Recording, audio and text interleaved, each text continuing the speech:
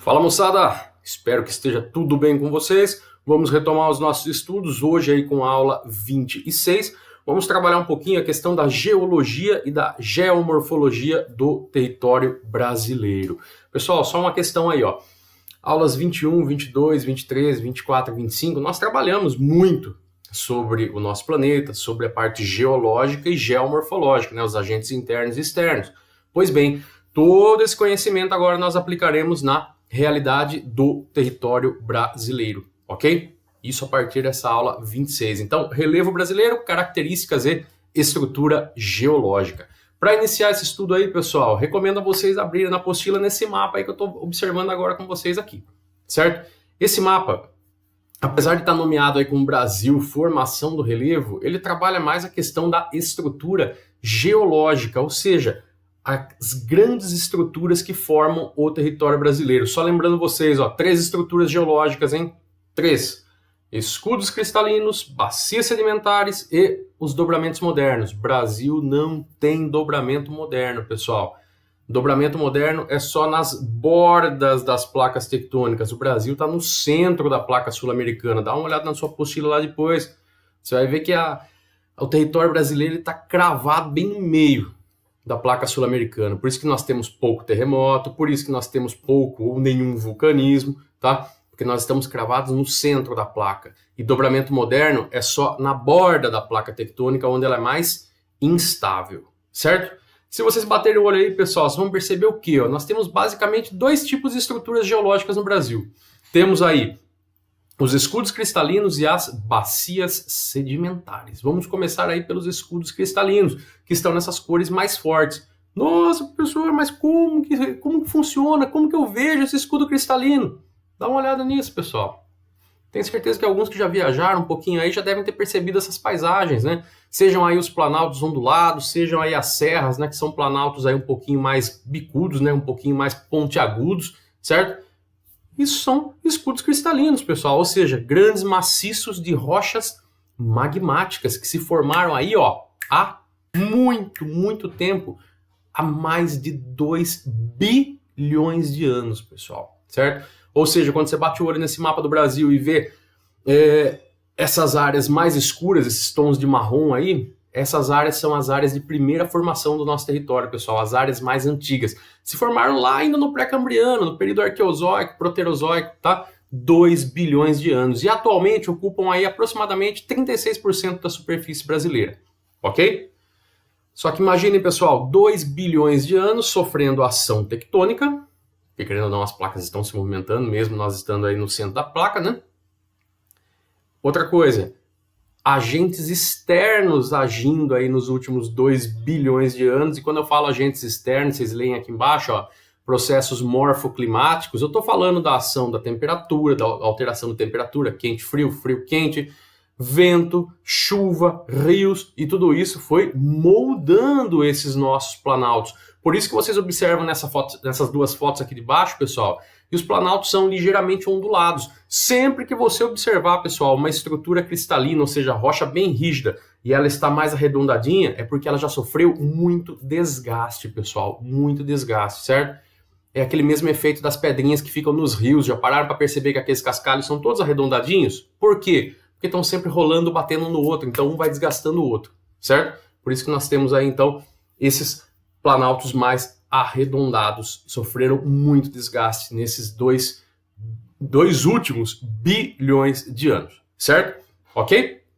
E só para a gente finalizar aqui esse primeiro momento, pessoal, quando nós falamos em escudos cristalinos, nessas áreas do território brasileiro nós temos a incidência dos chamados minerais metálicos, como por exemplo aí o ferro, como por exemplo o manganês, como por exemplo o níquel, entre outros, bauxita e por aí vai. Ok? Tranquilos?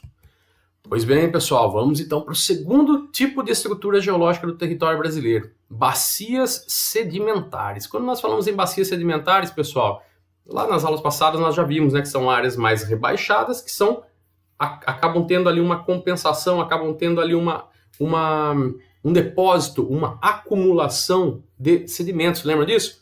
Sedimentos caem nas áreas mais profundas, vão se acumulando e formando camadas, ok? Só que no Brasil existem basicamente aí, pessoal, dois tipos de bacias sedimentares, tá? Nós temos aqueles terrenos sedimentares mais antigos, 64% da superfície terrestre, tá? As bacias sedimentares. Esses terrenos sedimentares mais antigos, pessoal, eles datam aí do Paleozoico ao Cenozoico, ou seja, 600, 135 milhões de anos atrás. Lembre-se que os escudos cristalinos é 2 bilhões de anos atrás. Então, entre a formação dos escudos cristalinos e das bacias sedimentares, nós temos pelo menos aí 1,5 bilhão de anos. É muita coisa, né, pessoal? Certo? Pois bem, essas bacias sedimentares, pessoal, se formaram, como eu já falei, em áreas de rebaixa, né, em áreas mais baixas, onde o sedimento vai caindo e formando camadas, mas também ao longo desses 600 milhões de anos sofreram a ação dos agentes internos, tectonismo, principalmente a chamada ascensão epirogenética. São os movimentos epirogenéticos que nós falamos, pessoal. Quando a rocha acaba sendo falhada e ocorre uma ascensão de um dos blocos. Lembram disso? Pois é, pessoal. Assim como também nós temos aí os agentes externos agindo aí nas bacias sedimentares. Nós vamos falar daqui a pouquinho, pessoal, a respeito deles, tá? Principalmente a erosão fluvial, rios e a erosão diferencial. Basicamente, o que é uma erosão diferencial, pessoal? É quando a erosão consegue desagregar um tipo de rocha e não consegue desagregar outra porque é um pouquinho mais resistente, ok? Detalhe para vocês, pessoal, nesses terrenos sedimentares mais antigos aí, nós podemos encontrar os chamados combustíveis fósseis. Petróleo, carvão mineral, xisto betuminoso, tá? Ok? Nossa, professor, mas como que eu vejo as bacias sedimentares? Pois bem, pessoal, vou passar para vocês aqui uma imagem. Essa imagem é de um planalto arenito basáltico, nós chamamos de cuesta, aqui na região de Peúna, pertinho de Piracicaba, tá? É uma prova da borda da bacia sedimentar que havia próximo de nós aqui. Nós já vamos falar sobre isso daí, vocês já vão entender, certo? Tanto os planaltos arenito-basálticos, cuesta, que vocês estão vendo na foto de baixo aí, como as chapadas, que são os planaltos sedimentares, os dois são terrenos sedimentares mais antigos, ok? Certo? E temos aí os terrenos sedimentares mais recentes, pessoal, que datam aí do Quaternário, somente 1 milhãozinho de anos, 1 milhão, pessoal, rapidinho, né? Jovenzinhos, terrenos sedimentares jovens, né? Onde que se formaram, pessoal, esses terrenos sedimentares mais jovens? Próximo à margem dos grandes rios, como é o caso aí do Amazonas, como é o caso do Rio Paraná, entre outros, e também no litoral. E é sobre o litoral que eu vou mostrar para vocês essa foto, pessoal. Olha uma planície marinha.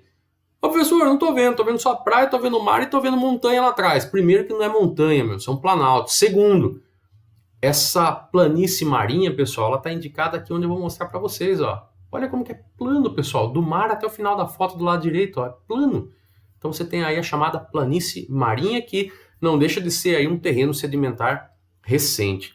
Pô, professor, mas eu fiquei com dúvida ainda sobre cuesta e chapada. Vamos diferenciar, pessoal, cuesta e chapada? Dá uma olhadinha numa bacia sedimentar. Uma área mais funda, certo? Os grãozinhos, os sedimentos foram se acumulando e formando camadas. Vocês conseguem enxergar isso no desenho? Estou falando aí, pessoal, de pelo menos 600 milhões de anos, certo? Pois bem, pessoal, nas regiões centrais das bacias, nós temos a formação das chapadas, ok? Nas bordas, nós temos a cuesta. Ah, professor, é a mesma coisa, só que depende do lugar. Não, pessoal, não é a mesma coisa, vocês já vão perceber o porquê. Vamos falar primeiro a respeito das chapadas, tá? Dá uma olhadinha no esqueminha de formação da chapada, pessoal, que eu passei para vocês de uma foto. Estão vendo ali? Agora volta no desenho da bacia sedimentar. Vocês vão ver que eu vou colocar um elemento ali, ó. Um rio. Na maioria das vezes, pessoal, essas bacias sedimentares são erodidas fortemente pela ação fluvial, ou seja, pelos rios, ou seja, o rio começa a cavar nessa bacia sedimentar, pessoal. A mesma coisa vocês podem ver no esqueminha que eu coloquei aí do lado, ó. Você tem um outro rio ali, tá vendo? Eu desenhei em linha reta para vocês observarem, mas o rio está todo serpenteando aí esse relevo, certo? O que acontece, pessoal? A partir do momento que o rio começa a cavar, as margens começam a erodir também. Então você tem ali aquelas vertentes começando a erodir por lado de fora. Então, ó, rio, certo? Vertente e vertente. Isso daí com milhões de anos começa a erodir nesse sentido e nesse sentido. Ou seja, as vertentes começam a se afastar, pessoal. Seria aí o que eu desenhei nessa setinha que vocês estão vendo agora aí, tá? As vertentes começam a afastar da direção do rio, graças ao processo erosivo, certo? Como eu consigo ver isso na foto, pessoal? Olha lá as setinhas que eu coloquei para vocês, ó. Você percebe claramente que houve um recuo paralelo aí dessas vertentes, ok? Então, gravem, pessoal, chapada sempre ocorre no meio de uma bacia sedimentar, ok? Onde você tem as camadas planas. Por isso que em aulas passadas, quando nós falamos de chapadas, pessoal, nós vimos aí que as chapadas, ó, elas são retinhas, cara. São tabuliformes, né? Retinho, por quê? Porque é no meio de uma placa, de uma bacia sedimentar, ok? Agora a cuesta, pessoal, ela está no canto de uma bacia sedimentar. O que isso vai influenciar? As camadas não vão estar dispostas assim paralelamente retinho, mas vai ter o quê? Uma inclinação porque estão no canto da bacia sedimentar. Dá uma olhada no desenho lá de baixo que eu passei para vocês.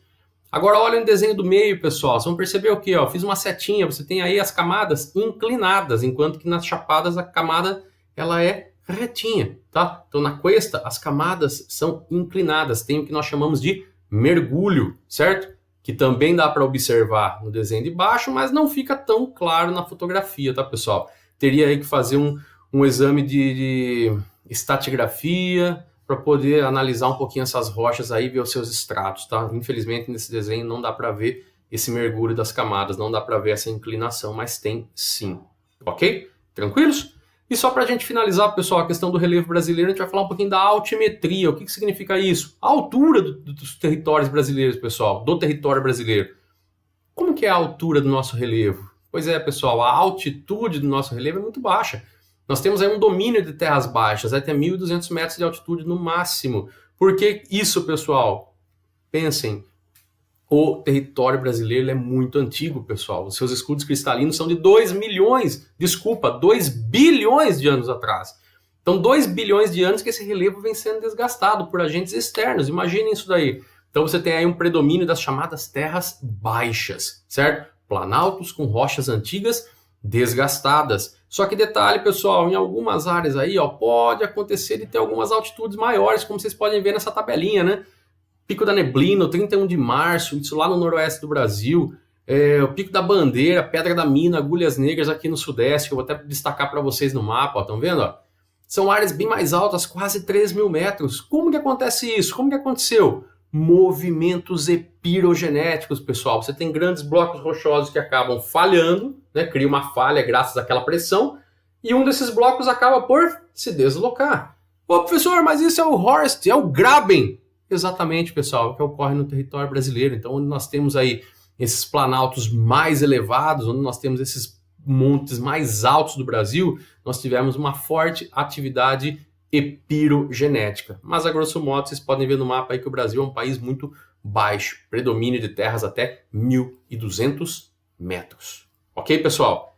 Espero ter podido ajudar vocês aí. Fico à disposição, tá? Me procurem no chat, tirem dúvidas e até a próxima.